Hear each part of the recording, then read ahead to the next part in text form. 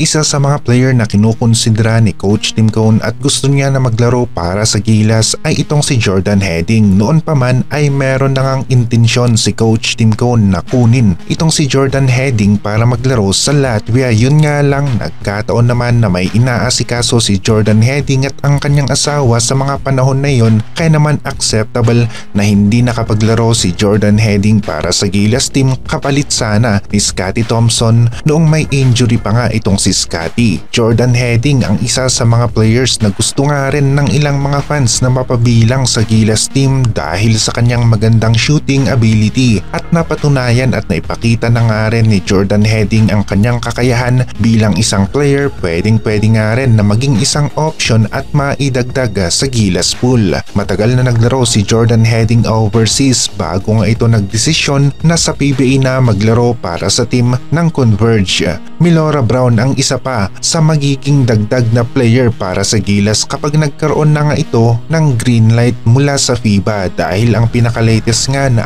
update tungkol sa kanya ay naibigay na ng SBP. Ang mga dokumento ni Milora Brown sa FIBA, titignan na lamang kung kumpleto at legit nga ang mga ito na nagpapatunay na pwedeng maglaro itong si Milora Brown bilang local player ng Gilas. Hindi naman natin maipagkakaila na lumakas ang lineup ng mga kalaban natin dito sa Asia, lalong-lalo na ang team ng Chinese Taipei. Isang 7-footer na naturalized player ang meron sila at may nahugot pa silang local import. Walang dugong Taiwanese pero nakakuha ng residency sa Taiwan sa murang edad na pasok sa rules ng FIBA, kaya naman pinayagan ito na makapaglaro bilang local player ng Taiwan. Posible nga na makapagbigay ng dagdag na lakas para sa Gilas itong si Milora Brown kapag nagkaroon na ito ng green light mula sa FIBA at maging parte ng Gilas team sa paparating na FIBA Asia Cup. Kailangan talaga natin na mag-explore pa ng mas maraming option ng mga players at gamitin natin ang oras bago ang FIBA Asia Cup para sa mga tune-up games gamit ang mga players natin na nasa pool para makita talaga natin yung mga pinaka-epektibo pagdating ng FIBA Asia Cup.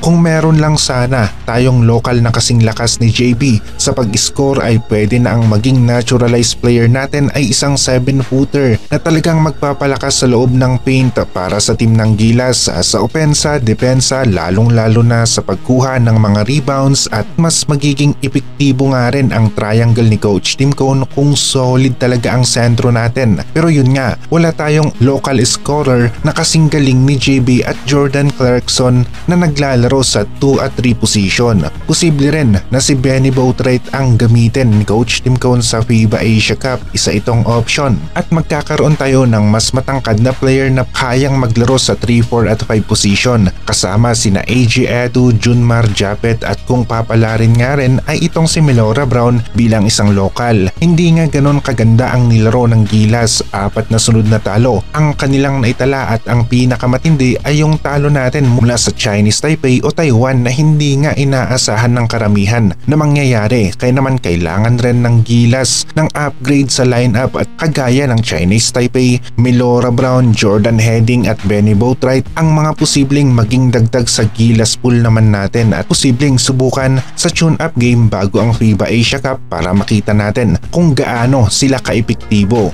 Kung kailan nagiging solid ang kay Soto Junmar combo ay doon pa talaga nagkaroon ng injury itong si Kai, isang malaking kawalan sa sistema ni Coach Tim Cone. Dahil talagang ginamit siya ng husto ni Coach Tim Cone at mas lalong lumalakas talaga ang Gilas kapag meron silang isang 7-footer kasama itong si Justin Brownlee, Junmar at iba pang Gilas players natin. Buti na lang at may panahon pa bago ang FIBA Asia Cup, may oras pa ang Gilas na maganda at ma-integrate nga sa sistema sina Milora Brown, Benny Boatwright, Jordan Heading at iba pang dagdag na players kung i-extend nga ni Coach Tim Cone ang kanyang Gilas pool para sa paparating na FIBA Asia Cup. At mukhang tama nga lang na i-extend niya ito ng konti, magdadagdag siya ng mga players na kanyang tetestingin sa mga tune-up games at may panahon nga ang Gilas bago ang FIBA Asia Cup para gawin ito. Sa August pa ang FIBA Asia Cup at may oras pa ang Gilas, sasapat ito para sa konting adjustment, ensayo at mga tune-up games.